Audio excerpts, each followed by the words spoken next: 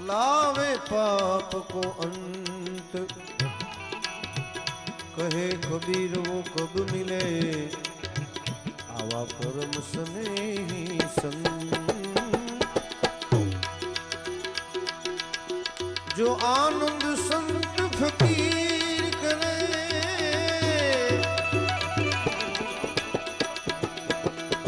जो आनंद संत फकीर करे,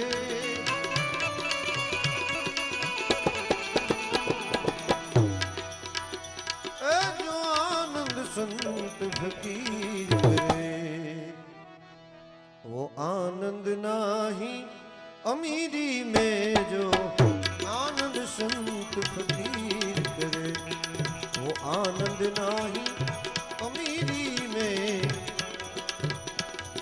सुख दुख में समता